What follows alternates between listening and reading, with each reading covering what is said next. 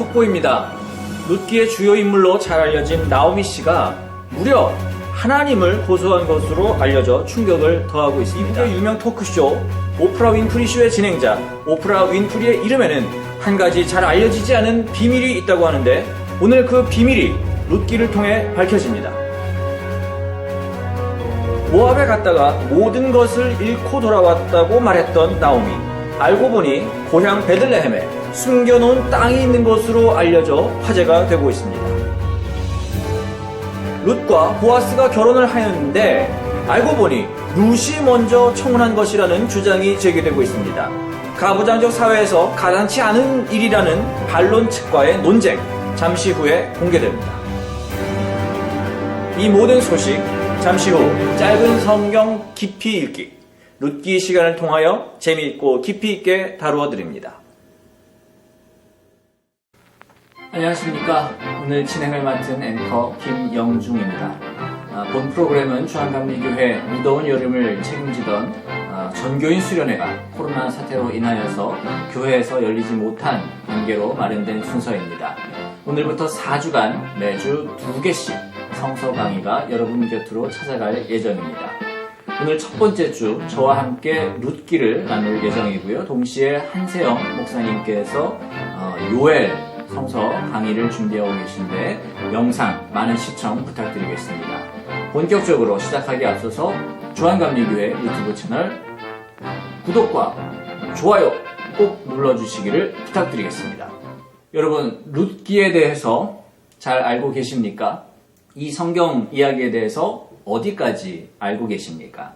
혹시 이 이야기 오늘 밤 주무시기 전에 한번 읽어보실 생각 없으십니까? 이번 한 달간 총 8권의 성경 이야기가 다루어질 텐데요. 그 중에 룻기만 이야기의 형식을 가지고 있습니다. 그래서 이 룻기라는 것이 참 잘 이어지는 이야기이기 때문에 이 내용을 잘 기억하는 분들이 또 많으실 테고 또 그래서 한 번 더 읽으시면 어떻겠습니까? 권면을 드리면 뭐 다 아는 이야기인데 이렇게 생각하시면서 가볍게 넘기실 분들도 적지 않으리라 그렇게 생각을 해봅니다. 오늘 이 룻기에 대해서 좀 간단히 나누어 보는 시간을 가지려고 합니다. 오늘 이 룻기에 대해서 간략하게 해설을 해주실 김영중 해설위원님 자리에 모시겠습니다. 네, 안녕하십니까. 룻기 해설을 맡은 김영중이라고 합니다. 여러분, 히브리어 성경은 유대교의 경전이라는 것 알고 계시죠? 그렇기 때문에 신약이 없고 구약만 있습니다.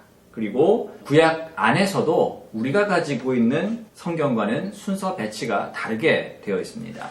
오늘 우리가 주제로 삼은 룻기는 히브리 성경에는 잠언 뒤에, 그러니까 꽤 뒤쪽에 배치가 되어 있습니다. 그리고 이 유대인들은 이 룻기 말씀을 언제 항상 읽냐면은 절기 중에 오순절이 되면 회당에 모여서 이 룻기 말씀을 읽는 풍습이 있습니다. 우리가 보통 오순절이라고 하면 성령 강림을 먼저 떠올리겠지만 구약의 이스라엘에게 있어서 오순절은 6월절로부터 이제 그 출애굽 사건으로부터 50일 동안 있었던 그 과정을 이제 떠올리면서 50일 후에 시내산에서 율법을 받은 날로서의 의미가 있는 그런 날입니다. 그래서 이 6월절로부터 50일, 오순이 지난 후에 율법을 받음으로써 시내산 사건이 가지고 있는 큰 의미 두 가지를 말하자면 하나는 선택이고 하나는 언약입니다. 첫째로 이 선택이라는 것은 무엇이냐? 우리가 누구인가? 하나님의 선택받은 자녀라는 것을 알려주고 있고요. 둘째로 언약이라는 것은 그렇게 선택받은 하나님의 백성이 하는 모든 일, 행동, 이런 것들이 하나님 안에서 중요한 의미를 가지고 있다는 것을 알려주고 있습니다. 이런 의미를 가지고 있는 오순절인데 이 오순절에 룻기를 읽었다는 것은 무슨 의미일까요? 우리가 평소에 우리의 소박한 삶의 이야기와 하나님의 원대한 구원 이야기가 서로 떨어져 있다고 느껴질 때 이 둘을 다시금 이어주는 역할을 하는 것이 바로 룻기의 역할이라 할 수 있겠습니다. 이 히브리 성경에서 룻기가 욥기, 시편, 잠언 다음에 나오는 성문서로 분류되어 있지만 그러나 최초의 헬라어 번역 성경인 70인역의 순서를 따르는 우리말 성경과 영어 성경에서는 룻기는 사사기 뒤에 위치하게 됩니다. 이 이야기가 갖고 있는 서사적 성격상 성문서에 들어가도 괜찮겠지만 저는 개인적으로 사사기와 사무엘상 사이에 이 룻기가 들어있는 이 배치가 더 마음에 듭니다. 왜냐하면 룻기는 시대적 상황과 이야기의 맥락이 이 사사시대의 끝자락에서 다윗으로 넘어가는 그런 시대적인 배경을 갖고 있기 때문입니다. 그래서 더 잘 어울리는 것이죠. 룻기 1장 1절은 이 이야기의 시대적 배경이 사사들이 치리하던 때에 라고 아주 시작부터 분명하게 알려주고 있습니다. 그렇다면 그 사사들이 치리하던 때는 어떤 때이겠습니까? 룻기 1장 1절 바로 앞절인 사사기 마지막 절인 사사기 21장 25절은 이렇게 기록되어 있습니다. 그때 이스라엘에 왕이 없으므로 사람이 각기 자기 소견에 오른 대로 행하였더라. 이 말씀에서 두 가지 힌트를 얻을 수 있는데 첫째로 왕이 없었다는 것입니다. 이는 아직 이스라엘이 중앙 집권 체제를 갖추지 못하여서 명확하게 국가라고 할 수 없고 부족 연합체 정도로 존재하던 때였습니다. 그러므로 조직화된 힘이 없어서 이민족의 침략에 당하기가 쉬웠습니다. 그리고 또 다른 사사시대의 특징은 자기 소견에 옳은 대로 살았다고 하는 것입니다. 그렇게 살면 어떻게 되겠습니까? 자기들 안에서 자기들끼리 싸우는 것이죠. 실제로 사사기 마지막 부분을 보게 되면 베냐민 지파가 다른 지파들한테 까불었다가 거의 몰살을 당하게 되어서 2만 5천 명이 죽고 겨우 600명만 살아남는 그런 이야기가 나옵니다. 이랬던 혼돈의 사사시대가 거의 이제 끝나가고 사울을 살짝 건너뛰고 이스라엘의 성군 다윗이 나타나려고 하는 그 시점이 바로 룻기의 시대적 배경이 되는 것입니다. 그러니 이 시대는 사사시대 동안 해체되어 버린 공동체의 가치가 이제 다시금 회복되려고 기지개를 키려는 그런 시점이었습니다. 그래서 성군 다윗이 나타날 무대를 준비하는 시기였다고 볼 수가 있겠습니다. 네, 김영중 해설위원님 감사합니다. 이제 본격적으로 영상 맨 앞에서 던졌던 떡밥들을 회수하는 시간을 갖도록 하겠습니다. 첫 번째 뉴스가 뭐였습니까? 나오미가 하나님을 고소한 사건이죠. 우선 나오미가 하나님을 고소하기 전까지의 과정을 짧게 언급해드리려고 합니다. 사사 시절 흉년이 들어서 베들레헴에 사는 엘리멜렉이라고 하는 사람이 아내와 두 아들을 데리고서 모압 지방으로 이사를 갔습니다. 엘리멜렉의 아내가 바로 나오미이고요. 엘리멜렉이 먼저 죽고서 남은 아들 둘이 이제 모압에서 결혼을 하였는데 그 두 며느리의 이름이 바로 오르바와 룻이었습니다. 이주한 지 10년쯤 지났을 때 나오미의 두 아들이 모두 죽게 되는 안타까운 일이 벌어졌습니다. 이때 나오미는 이국 땅에서 얻은 두 며느리에게 친정으로 돌아가라 하였는데 오르바는 돌아갔고 룻은 끝까지 시어머니를 쫓아가겠다고 남아서 베들레헴으로 함께 돌아왔습니다. 나오미가 10년 만에 돌아오자 고향 사람들은 나오미를 환영할 준비를 하였는데 나오미는 이를 말리면서 룻기 1장 20절에서 21절 말씀에서 이렇게 말합니다. 나오미가 그들에게 이르되 나를 나오미라 부르지 말고 나를 마라라 부르라. 이는 전능자가 나를 심히 괴롭게 하였음이니라. 내가 풍족하게 나갔더니 여호와께서 내게 비어 돌아오게 하셨느니라. 여호와께서 나를 징벌하셨고 전능자가 나를 괴롭게 하셨거늘 너희가 어찌 나를 나오미라 부르느냐 하니라. 완전히 망해버린 자신의 신세를 한탄하는 나오미는 그 탓을 하나님께로 돌리게 됩니다. 전능자가 나를 심히 괴롭게 하였다. 믿음 좋으신 분들은 이런 식의 불평을 불편해하시겠죠. 하지만 하나님을 향한 고소의 형식은 성경에서 꽤 많이 등장하는 형식이라는 것 기억하시면 좋겠습니다. 그리고 이런 나오미의 하나님을 향한 고소는 룻기 전체의 이야기가 이제 이후에 잘 풀려갈 수 있는 중요한 원인을 제공해 줍니다. 그래서 하나님께서는 나오미의 고소를 심판자의 입장에서 이걸 기각하지 않고 그대로 받아주시죠. 그리고 이후에 아주 잘 처리해 주심을 우리가 알 수 있습니다. 두 번째 헤드라인, 오프라 윈프리 이름의 비밀. 미국의 유명한 토크쇼 진행자 오프라 윈프리를 아십니까?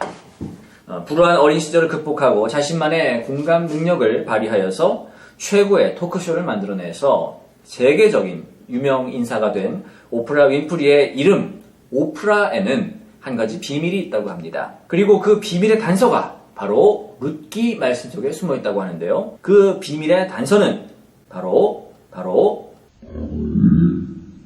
룻의 형님, 성님이라 해야 될까요? 룻의 성님 오르바였습니다. 오프라 윈프리의 엄마가 출생신고를 하러 갔을 때 원래는 그 이름을 성경에 나오는 이 오르바로 지으려고 하였다고 합니다. 영어로 ORPAH. 그런데 이 이름을 적다가 실수로 중간에 R과 P를 바꾸어 쓰는 바람에 오프라가 된 것이죠. 오르바라고 붙이려 했던 딸의 이름이 그래서 오프라가 되었다고 합니다. 좀 싱거웠나요? 자, 이제 세 번째 뉴스. 나오미, 베들레헴에 숨겨놓은 땅이 발견되었다. 나오미는 분명 울상을 지으며 베들레헴으로 돌아왔을 때 비어 돌아왔다. 즉 지금은 빈털털이라고 분명 선언을 하였습니다. 그런데 알고 보니 나오미에게도 땅이 있었다고 하는데요. 나오미는 그렇다면 엄살 떠는 위선자였을까요? 나오미의 가족이 떠나기 전 남편 엘리멜렉은 베들레헴에 땅이 분명 있었습니다. 그래서 4장 3절을 보면 나오미가 이 땅을 팔려고 하는 이야기가 등장을 합니다. 그렇다면 뭐가 문제였습니까? 당시 사회는 가부장적 사회였고 요즘 우리는 당연시하는 이 여성의 여러 권리를 당시에는 인정하지 않았습니다. 그래서 당시 분명 나오미 가정의 땅이었지만 소유권은 나오미에게 있지 않고 나오미의 시댁 가문에 있었습니다. 그리고 나오미는 이 땅에서 나오는 소산으로 겨우 생존만 할 권리를 갖고 있었다고 보는 것이 타당할 것입니다. 이 권리를 안정적으로 확보하기 위해서 나오미는 그 땅의 권리를 사서 책임져 줄 사람, 즉 기업 물을 자, 히브리어로는 고엘이 필요했던 것입니다. 이제 마지막 헤드라인, 룻과 보아스의 결혼, 누가 먼저 청혼했을까? 우리가 흔히 남성 중심 가부장 사회에서 청혼은 남자가 하는 것이라고 생각하기가 쉬울 텐데요. 그러나 성경을 보면 룻이 먼저 청혼을 하였습니다. 룻기 3장을 보면 밤에 곡식을 터는 그 타작마당에 보아스가 나가죠. 도둑이 들까봐 지키러 갔습니다. 그런데 그 보아스의 곁에 룻이 찾아오게 됩니다. 그리고 9절에서 말하기를 당신의 옷자락을 펴 당신의 여종을 덮으소서라고 말합니다. 고대나 현대나 중동 지역의 전통에 의하면 남자의 겉옷을 여인 위에 덮는 행동은 결혼하자라는 상징적인 행동으로 여겨진다고 합니다. 룻은 모압에서 나오미를 따라 베들레헴으로 올 때부터 분명 보통 사람은 아니었습니다. 룻은 스스로의 운명을 개척해 나갈 줄 알았던 용감한 사람이었고 시어머니 나오미를 진심으로 섬기며 그의 말에 순종했던 참 착한 사람이었습니다. 그렇기 때문에 보아스에게 당당하게 청혼할 수 있었던 것으로 우리는 생각할 수 있겠습니다. 네, 이제 그럼 마지막으로 룻기가 우리에게 던져주는 메시지는 과연 무엇일지 김영중 해설위원님을 다시 모시고 이야기를 들어보겠습니다.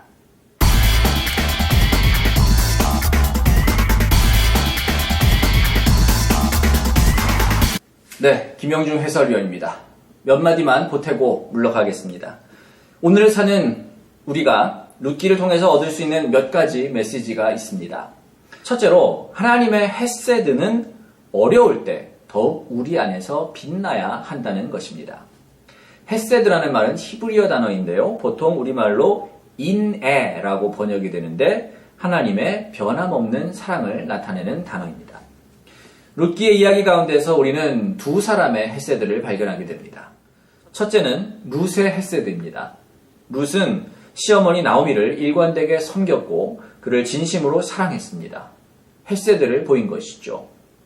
그래서 베들레헴까지 따라왔고 시어머니를 봉양하기 위해서 보아스의 밭에 나가서 이삭을 주었습니다. 그리고 두 번째 헤세드는 보아스의 헤세드입니다.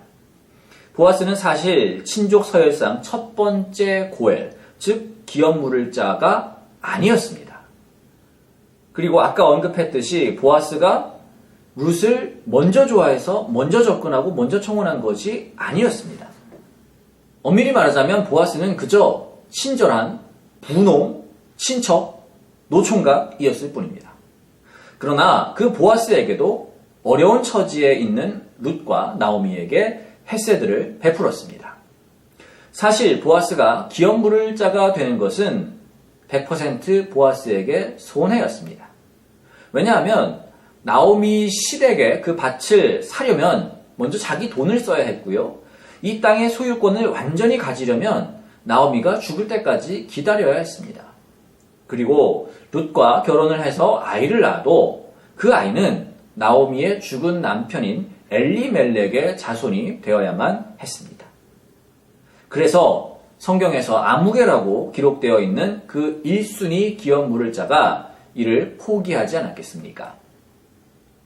다시 시대적 배경을 언급하자면 이 시대는 사사시대, 즉 자기 멋대로 행하다가 모두가 다 망했고 그로 인하여서 이웃에 대한 그 헤세드의 마음이 다 실종된 그런 시대였습니다. 그러나 변함없이 하나님의 마음, 헤세드를 가진 자들이 서로 섬기면서 나아갔을 때 하나님께서 자신이 고소당할 만큼 슬펐던 그 이야기를 가장 행복한 해피엔딩으로 바꾸어 주셨습니다. 그러므로 이 말씀을 읽는 우리에게도 하나님께서는 헤세드를 베풀며 살라고 부탁하고 계시는 것입니다. 아무리 코로나 사태로 시절이 어려워도 더욱 어려운 이웃을 돌보고 돕는데 힘을 쓰라고 말씀하십니다. 룻처럼 보아스처럼 내 코가 석자라고 할지라도 어려움에 처한 이들을 자신의 일처럼 생각하고 도울 때 우리 각자의 삶을 가장 아름답게 변화시켜 주실 것입니다. 룻기가 주는 두 번째 메시지는 우리의 이야기가 필요하다는 것입니다. 룻기의 하이라이트는 맨 마지막에 나오게 됩니다. 족보가 나오는 것인데요. 서로 헤세드를 베풀다가 결혼을 하게 된 룻과 보아스가 아들을 낳았는데 그 이름을 오벳이라고 하였고요. 오벳은 이새를 낳고 이새는 다윗을 낳았다는 것이 이야기의 결말입니다. 완벽하게 사무엘서 이야기를 읽을 준비가 마쳐진 것이죠. 우리는 쉽게 생각하면 위대한 왕 다윗의 이야기 정도는 돼야지 성경에 실릴만 하고 하나님께서 사용하실 만한, 하나님께서 역사하신 위대한 이야기라고 생각할지 모르겠습니다. 그런데 룻기라는 이 작고도 소박하고 훈훈한 이야기가 혼돈의 시대 사사기와 그리고 다윗의 이야기 사무엘서 사이에 쏙 들어감으로써 작은 자들의 이야기를 크게 사용하시는 하나님의 역사를 우리는 보게 됩니다. 이 말씀은 그러므로 오늘을 사는 우리의 이야기도 언제 하나님께서 가져다가 큰 일에 쓰실지도 모른다는 기대감과 감격을 안겨다 주고 있습니다. 꼭 기억했으면 좋겠습니다. 나오미는 하나님을 고수했을지언정 하나님 앞에서 진심을 고하였을 때 하나님께서 그 슬픔을 있는 그대로 받아주셨고 룻은 자신의 어려운 사정 살피지 않고 나오미를 섬기는데 일생을 바쳤으며 보아스는 누가 뭐라 하지 않았는데도 굳이 나서서 친하지도 않았던 친척을 도와주었다가 크나큰 하나님의 복을 받는 주인공이 되었습니다. 어쩌면 코로나 사태로 어려운 이 시절 사람들이 자기 소견에 옳은 대로 행하는 이 사사시대와도 같은 이 시절에 하나님께서는 거대한 구원의 이야기를 또 한편 쓰시기 위해서 쓸만한 이야기, 그러나 작지만 훈훈한 이야기 재료들을 찾고 계실지 모릅니다. 바로 우리의 이야기, 저와 여러분의 이야기가 그런 하나님의 이야기거리가 되기를 오늘 진심으로 축원합니다.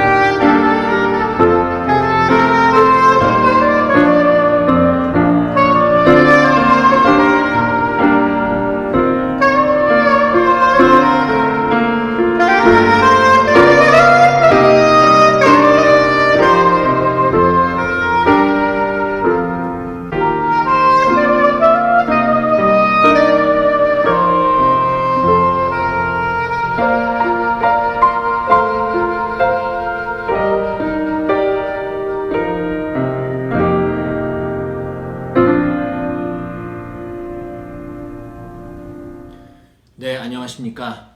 여전히 분량 시간을 채우지 못해서 추가 촬영을 하고 있는 김영준 목사입니다. 8번의 우리 짧은 성경 깊이 읽기 이 성서 강의가 다 끝나고 나면은 이제 성경 퀴즈 대회가 열리게 됩니다. 8분의 목사님의 강의 내용을 기반으로 하여서 퀴즈 대회가 열리게 될 텐데요. 여러분 공부 잘하시죠? 더 잘하실 수 있도록 제가 몇 가지 저라면 이런 문제를 내겠습니다 싶은 것들 한 10가지를 좀 알려드릴까 싶습니다. 첫 번째로 히브리 성서에서 룻기의 위치는 어느 성경 뒤였는지 여러분 기억나시나요?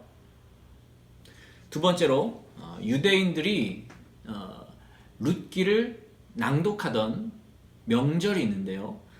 그때는 어느 명절인지 한번 생각해 보시기 바랍니다.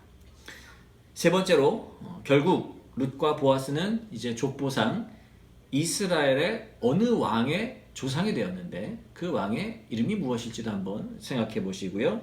네 번째로 나오미의 가족이 밖에 나가서 살다 왔죠. 베들레헴을 떠나서 어느 지역에서 살다 왔는지, 그리고 몇 년을 살다 왔는지 기억해 보시기 바랍니다. 다섯 번째로 룻에게 성님이 한 분 계셨는데 그 이름이 무엇일까요? 미국의 유명 방송인 오프라 윈프리의 이름과 비슷하다고 제가 말씀을 드렸었습니다. 여섯 번째, 나오미와 룻이 생계를 위해서는 유대인의 율법을 따라서 그 어려움을 대신해 줄 친척인 기업 물을 자가 필요했는데 이 기업 물을 자를 히브리어로는 두 글자로 뭐라고 불렀을까요? 일곱 번째, 룻과 보아스가 결혼할 때 누가 먼저 청혼을 했을까요? 여덟 번째, 우리말 성경에서는 보통 이내라는 말로 번역을 하고 있고요. 하나님의 변함없는 사랑을 나타내는 히브리어 단어는 무엇일까요? 세 글자입니다. 9번입니다. 보아스보다 순위가 높았던 기업 물을 자가 있었습니다. 그 사람의 이름은 무엇이었을까요? 마지막 10번입니다. 룻과 보아스 사이에서 태어난 아들의 이름은 오벳인데 그렇다면 오벳의 아들의 이름은 무엇일까요? 여러분 시험 나오는 문제만 공부하지 마시고요. 한번 시간이 되실 때 영상이든 룻기 성경의 내용이든 한번 찬찬히 읽어보시면서 한번 깊이 공부해보시고 또 퀴즈에서 좋은 성적 얻으시길 바라겠습니다. 오늘 말씀 잘 들었습니다.